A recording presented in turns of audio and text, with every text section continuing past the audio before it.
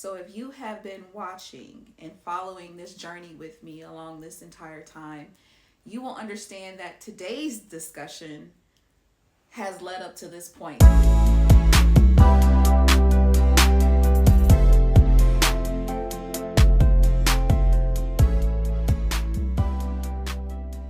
Hello, my healing fam. Welcome to Healing Not Healed, where we will talk about all things mental health and holistic wellness in a very transparent and culturally competent space. The previous discussions that we have had have led up to this point, and I can't say it was intentional, but as I was coming up with it and thinking about it, it's just every episode really leads up to the point that I'm making now, which circles back to my first episode when I talk about community. And I often talk about community and the struggles that we have with forming community and keeping community, and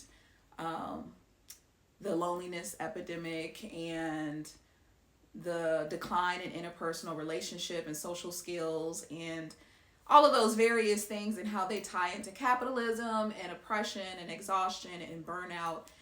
And that on a global and national level, we are seeing a lot of traumatic events and a lot of economic crisis, a lot of disasters, natural disasters, a lot of, I could keep going. And when I say in my last episode that we weren't meant to be this overstimulated, I'm talking about technology. I'm talking about the awareness of everything that's going on in the world. Because when you think about it, prior to Facebook and MySpace and all those things, you got what was on the news and they monitor what was on the news. And before you had television, you had papers and you had to pay for the paper, so that was a privilege.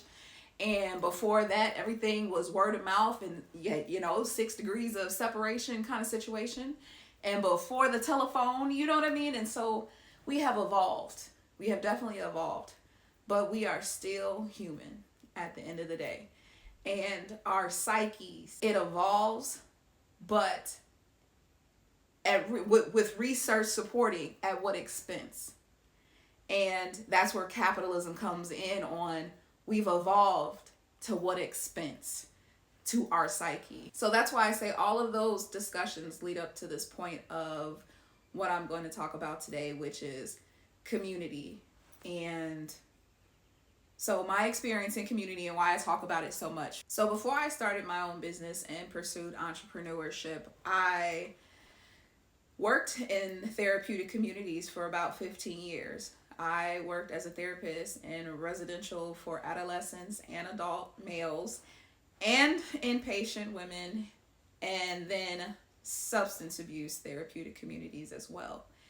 And so I say all that not to brag, but the fact that I've seen various different settings of residential communities and the research behind it, the application of it, the implication of it, and how people adapt in that kind of environment, given the level of support or lack of support in that environment, and what tends to happen, right? Like I said, I've watched children, girls and boys, adult men, adult women, very antisocial behavior driven behaviors in these environments. They don't want to be there. Think that.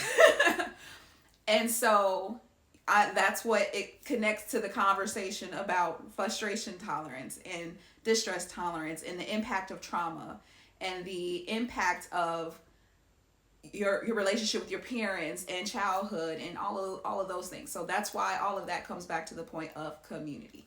And so what I observed in these different spaces is, and this is no wow, is that we are very impressionable people. And so if your environment, as far as structure, as far as discipline, as far as leadership, as far as equality, equity, if those things aren't in place in a residential setting where people are developing community, because that's what a lot of what is communicated and pushed and educated in that environment, if you don't have those structures in place, you're just going to feed off of the negativity from each other. Energy is so contagious. And we know this, right? We've heard it before.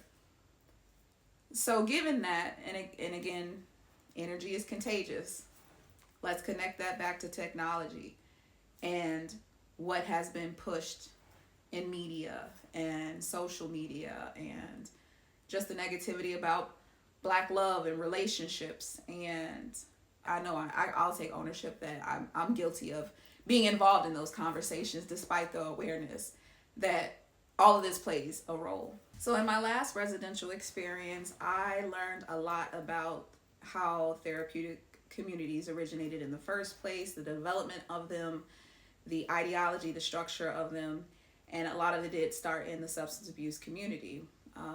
And that's what you can think of traditional kind of AA circles, things like that. Except now think like all day programming, therapeutic communities.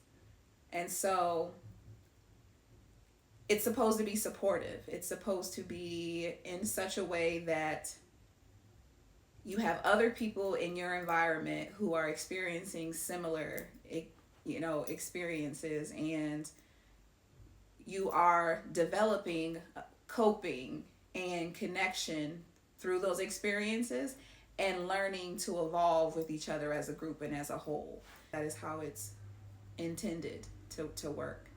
Now, a lot of the research that I was trained with in those communities, because this is, again, I saw different environments, but this last one was substance abuse related. And a lot of the videos that I've watched, and I'll even include one in the comments, I'll link it below. A lot of the therapeutic community sitting in a circle was holding each other accountable, right? You live with each other. It's all day program. You live with each other, or, you group with each other all day. You're able to see someone evolve or regress. You're able to see someone make mistakes, right? And so the point of the therapeutic community is that you can gently hold each other accountable. That's what I thought, right? Like, I thought the intent was to hold each other accountable gently. However, a lot of what I saw was a lot of shame, a lot of guilt, a lot of judgment, a lot of criticism. A lot of these were in male-centered environments. Like, usually it was mostly male. Some of them were co-ed. But they were really just hounding the individuals in the group setting. And the impact that I saw, just again, throughout my different experiences, is you can't change people with shame. And this ties back to a previous video that I've had, if you want to go back and look. I talk about how shame is meant to keep you from being vulnerable and feeling comfortable with expressing yourself, and how it causes, self-doubt, imposter syndrome, all those things. So imagine a community of people of when you're struggling mentally, emotionally, whatever the case, and you're already probably coming from a traumatic background where you already have self-deprecating, self-sabotaging behaviors, hence why you're probably in a therapeutic community, continue to beat down on you, right? That's kind of how I saw some people's therapeutic journey prior to me intervening, shall I say, because not on my watch. It wasn't helpful, right? Perhaps for some people, enough can cause a lot of motivation and activation to want to prove people wrong. I know a few of them like that, and I feel like I'm one of them and it be in my head, I'm a prove people wrong. But then you have other people who are just going to continue to regress, because when we talk about community, again, I think how I started is how I feel community is intended to do, is respectfully and tactfully and lovingly hold each other accountable. But we don't know how to do that because we don't know how to remove ego out of shame and judgment and self-perception. Because two things can be true. You can be open-minded to hear people's criticism and feedback and not take it personally, but just reflect on it.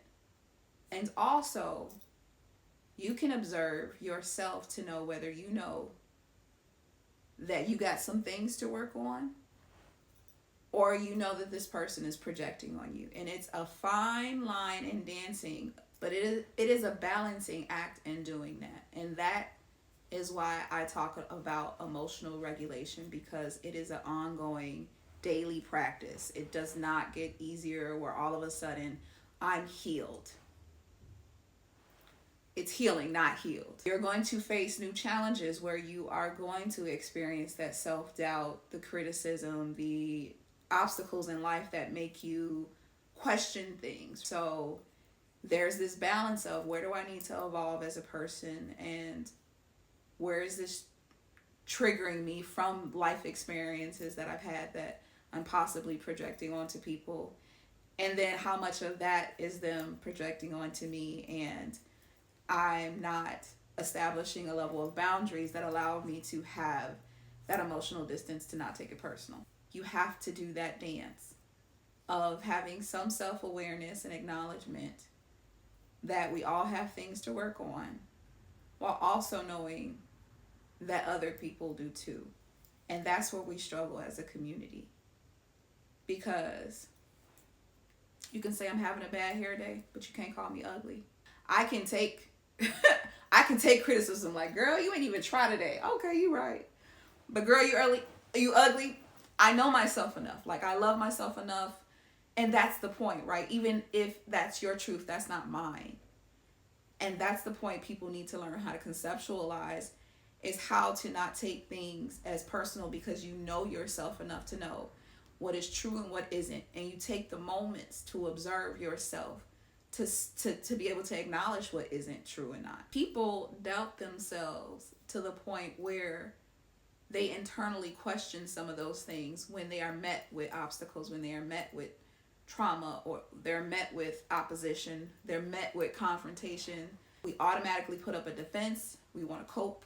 We want to defend our honor. But it really does take a level of confidence and self-love to say, I hear what you're saying, and I'm going to listen to it and take it in, but I'm going to get back to you on that.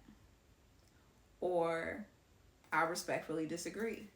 I think we lack this capability of communicating and connecting with each other because we are out of practice. I think we have spent a lot of time socializing with our coworkers and putting up a mask for those environments, again, for capitalism, for white supremacy, for respectability politics. We walk around masked all day and suppress a lot of emotions, and then come home to our loved ones and our family and our friends, and we talk to them crazy, and we are inconsiderate, and we disregard their feelings. And I say we, because I'm talking about myself too. We know how to mask for everybody else, and I know I've played that video, my James Baldwin and Nikki Giovanni video in the previous episode. Treat me like you treat them, right? But we can't, because emotionally we're exhausted. Think about that. That is why, okay, I put a mask on all day, I come home, I yell at my wife or my husband. You're emotionally dysregulated so much because you've had to be inauthentic majority of your week. So how do you develop a level of frustration tolerance and distress tolerance when your 2-year-old is crying, or when your husband forgot something? Just like you automatically start going through the racing thoughts and the assumptions and the presumptions, because again, we are not meant to be this overstimulated. We are looking into everything. Again, if you've watched all my previous episodes, you'll see all of this connects back to this point of why community is suffering. We are working ourselves into exhaustion, out of community, into individualism, out of collectivism, when there really should be this balance of autonomy and independence, but also responsibility and connection. And I say responsibility because connection isn't always pleasant. because sometimes there is difficulty, sometimes there is confrontation and things like that. But you would have the emotional, the stress tolerance to deal with it if maybe you didn't have to hustle and bustle and think about paying bills and having to pay $1,500 in child care, or trying to figure out how you're going to get your surgery paid and your medical bills and pick up your meds. Like, these are daily facts for people, and we're like, oh, because we all got to do it. We all got to do it. We all got to live it. So it's kind of like we normalize it, and it's not normal. It's not normal. Our psyche is adapting. You are absolutely correct in that this is what it is. I can say that. I can accept that this is what it is. But it's not normal, and it's not how our psyche is our psyche is adapting. You are seeing the evolution of chaos. And for those that have decided to not be a part of that chaos and be destructive and be a part of, and no offense, a part of contributing to the mass chaos, it feels and seems like an irresponsible decision, right? Like, it seems like people detaching and taking their hands off the world and quitting jobs and vacationing. And when I tell you, people are living check to check intentionally because they do not care to work at a job they do not want to be at anymore. You are seeing the evolution of people accepting themselves and embracing themselves and detaching from the chaos, versus people that feel like they have to continue to do this dance and still continue to be frustrated, even silently, right? You don't have to post, you don't have to say anything, you don't have to bitch and complain, but you can be upset that you missed your daughter's recital or you missed your son's game.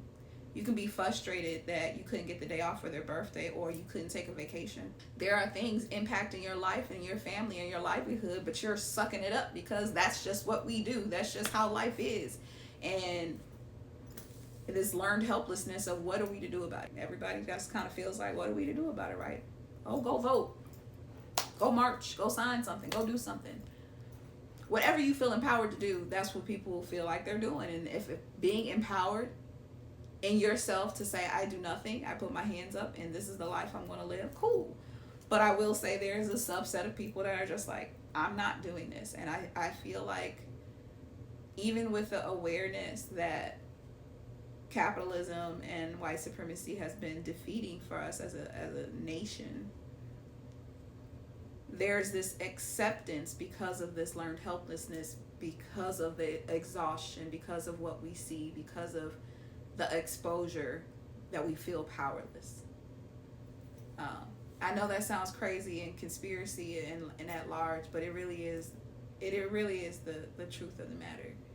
I don't say that in a doom and gloom way, but it's just unfortunate that we have the capability, we have the awareness to know that we want and desire more, but we're scared or we're fearful of what that might look like. And on a think of that on a personal level too. If that doesn't frustrate you, think about that on a personal level too, of how have I held myself back on something that I've been fearful for, despite knowing that what I'm doing right now isn't working. Instead of looking at ourselves, instead of self-reflecting, again, we project onto other people that perhaps they are to blame as to why things are the way they are. Even in situations when you aren't necessarily the victim. And I'm not saying you haven't been victimized in any way. But sometimes we do victimize ourselves. And the reason I take such an empowerment approach especially with women, and loving yourself and embracing yourself despite your flaws, despite what you're still working on and evolving, is because you need that empowerment in order to acknowledge and accept when you do need to self-reflect and look at yourself, when you do need to take a step back and assert boundaries and say, no, that's not the kind of environment, culture, or life that I want to live. and have better discernment about your own environment, your own livelihood. I think if more people had the confidence within themselves to really be able to get in touch with themselves, actually had the time to take a look at themselves, you wouldn't see so much hostility and like just exhaustion and burnout and just kind of negativity in the world. But you do, and it's everywhere. It's in everything. Every piece of media, every piece of social media, it's in everything. You know, unless you set your algorithm right, and I have a balance. Like part of my algorithm is like yogis and therapists and meditation, and the other half is like some real hood rat shit. I'm a Libra. That explains it. Where was I going with that? Back to therapeutic communities and the observations that I have made, in which we know we are very impressionable people. You set people in a room, they're going to adapt to whoever is alpha in that room. So you think about how we've evolved and have seen so much negativity pushed down, and it's towards Black women, it's towards Black men, it's towards minorities. Think about how discouraging and self-deprecating and exhausting that is, to continue to see your own go through so much, and the powerlessness it feels to see. And that's where vicarious trauma comes into place, because we have empathy to some level, we have the compassion to some level to see other people struggling. The thing about it is, because you keep scrolling, because you go on to the next 30-second reel, your cortisol and serotonin levels are just kind of doing this happy dance where you're desensitized to a lot of information. But that doesn't mean that your brain didn't hold on to and observe and absorb that trauma and acknowledge that there is people hurting and harmed. So you have that level of exhaustion, and then you have your own level of exhaustion of being overworked 9 times out of 10, being away from your family, perhaps maybe some financial stress, maybe some personal fulfillment issues, because maybe you're not at a job that you want to be at, or not making the income you would like to be at, or not being in a location you want to be at. So think of it like this. The world is this big therapeutic community, and we're all sitting in a circle, and we're seeing how everybody is behaving. And the majority is just going to start to adapt that behavior, because, again, a system has created us running on this wheel. Think about it. You're just tired, just burnt out, but you're on this wheel. It's a game. It is such a game. And it's unfortunate, because I think more people desire to like spend that time with people they love and care about, and actually want to show up and support and do things for people, but they're exhausted and they're tired, but then we fault them for it, and we blame them for not doing enough. And there are some inconsiderate, lazy people that could do more. I'm not saying that, because trust me, I got my beef. But there's this overwhelming egocentric perception that we're being done wrong, that everybody's the victim, that we can't see that we're all, in a sense, a victim, so no one is. But it's at our own doing, because we won't decide to do something different, except those that do. And so how do we develop community in environments that we're fearful, and we don't have trust, and we don't have trust in our government, we don't have trust in our neighbors, we don't have trust in our family and friends, right? You just see a lot of pessimism, almost as if you have to do that balance of detaching in order to have that acceptance to say, I'm going to do different, but I'm also going to be in this world, but not of this world. And I'm going to acknowledge what I see, have my frustrations, have my anger, have my resentment, have my feelings, have my depression, have my anxiety, have all of that. And still, 2 things can be true: accept and love and learn and grow and decide. And that means showing up. That means, even in my frustration, I'm still going to be a member of community. I think that aspect about me confuses people, because I can be very Oh, you ain't shit, but I love you. But I promise to God it's genuine, right? It's not fake or phony. It's a matter of I see you and I understand you. I don't have to like it. I don't have to love it, but I love you, right? You're a human being. You respect and deserve kindness, and we don't have to be the same. But as long as you respect my boundaries, I ain't cool. We can't, a lot of people can't evolve to that level. I'm not saying I'm perfect. I'm just saying a lot of people get held up in emotion and reactivity.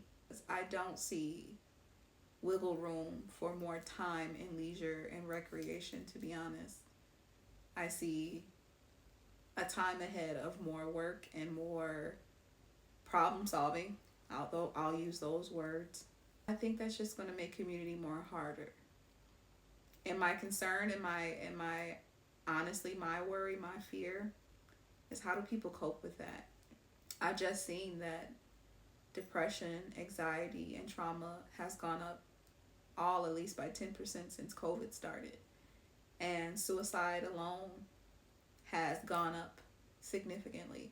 And we're talking about our youth. Our youth actually hold one of the highest numbers of suicides. I want to say the highest number of suicides is youth. I'll have to fact check, but those are your two big demographics right now. Let's talk about compounded stress that's being added into our administration, into our society, into our world right now. How are people going to cope? That's my worry, that's my fear, and that is why I do Sound Healing Sundays. That is why I do the meditation and deep breathing and yoga and talk about health and fitness. Because at this point, we are learning, despite all the chaos and craziness going on in the world, I still need to self-regulate my nervous system. I still need to be connected with myself, and it has to be a regular practice. It isn't I'm gonna go do this and stop. I'm gonna go do this sound bath and I'm gonna stop. I'm gonna go do this meditation and I'm gonna stop. And then when the world goes to shit, you be like, oh, what happened? And then meditation don't work and da da da da da. I hear that a lot. I don't know how to meditate. Meditation doesn't work. It has to be a regular practice. Like changing your lifestyle has to be a regular practice in order for it to be effective. And so that is why I talk about it, because I'm telling you that I'm living it. I've done the self-destructive behaviors. It didn't work. I followed the crowd. It didn't work. I wanted to be liked and loved. It didn't work. I'm telling you, this journey of practicing to be one with myself and better connect with myself, to better understand myself, has made me better understand and have empathy and grace for other people. It has made me take a step back and observe and hold myself accountable in ways where, okay, you walked into that situation, you walked into that relationship, you allowed that to happen, and I had to own that. And so that took a lot of sit down, repetitively sit with yourself and stop blaming everybody else and figure out your own shit, and still doing that. And that is honestly the greatest joy that I've experienced on learning on how not to give a fuck, because now I realize we all get our own set of issues. We don't have to be loud about them, but I acknowledge they exist. And whether or not people judge is not my business, right? How you feel isn't my business. And I want more of that for people, because it is very calming, very accepting. It's very freeing. Because I remember starting this journey, this healing journey. The more I have allowed myself to love myself, the more I have made decisions that have been aligned with who I truly am, that have been more positive, more rewarding, more successful. Way more than I could have ever expected 5-10 years ago. Coming out of darkness, of course, I wanted to be the victim while in it. Looking back, I can see where I played my role, right? And so I think that allows me to be a better member in community. You know, it's not about you. I talked about the content stuff this past week. Most people, yes, on social media want to monetize and create to its popularity contest, its ego thing. But I genuinely do the sound baths every week, which most people probably wouldn't because they would charge or whatever. My thing about it is I do want people to know that they're not alone. I do want people to feel like they have a safe space. So going back to my original point, a lot of that self-accountability and self-love balancing act, I feel like helps you be a better community member. And you can do that without shame and judgment and criticism and without beating down on yourself or others. And right now we just don't have the environment that supports that level of awareness for a lot of people because they are in a state of exhaustion, burnout, and frustration. And honestly, just trying to survive. A lot of people are just trying to survive. So how can one focus on getting their mental together? How can one focus on oneness and self-acceptance if they are in 10 different places in their head? Right? It just won't happen. So everything will be externalized. And everybody will stay overstimulated. And everybody will seek gratification. And everybody's going to seek gratification. And everybody's going to seek validation. Because they don't know how to sit with themselves. It's sitting with yourself to know that I don't care if I look crazy. I don't care if I look weird. I don't care if I look whatever. I'm going to be me. And I'm going to love me regardless. That's hard for people to accept, for other people to do. And that's why I say when we talk about shaming and judging other people, you say that like that person doesn't deserve to be loved. And what makes them any different from the shame and guilt you experience when you fuck up? Because nobody's perfect. Your stuff just off camera.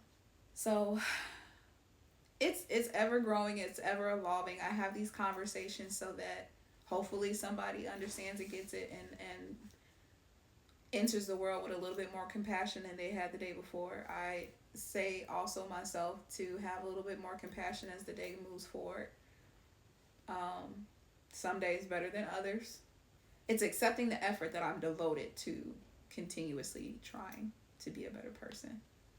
And so that's ultimately my goal, to help myself do that and help others do that through, again, community in this space, in these open discussions. And you're always welcome to provide feedback, criticism, comments. And so with that being said, if there are things you would like me to discuss, touch on, or comment about, just go ahead and let me know in my inbox, comments, all of that. I am very much open to talking about what you want to hear as well, because you are the listener, you are the viewer. This isn't just about me, and I just really want that to be known. So I hope that all of that made sense. If you go back and watch my previous episodes, I'm sure it would all make sense. But just know that I am here as a resource for all the giggles, all the kikis, and all the self-development, personal development, health, fitness, wellness, and all those things. Make sure to follow me on Instagram, TikTok, Facebook, Trends, all the things at Healing Crown Counseling, Healing Crown Wellness. Don't forget my sound bath sessions every Sunday at 8 p.m. live on YouTube and Instagram. Make sure to like, share, and subscribe. And again, I appreciate you guys for being here. And if you've watched all the way up until this point, because I started posting in February consistently every week. What is it? February, March, April, May, June, July. Happy 6 freaking months. If you have been on this journey with me, I appreciate you and I love you.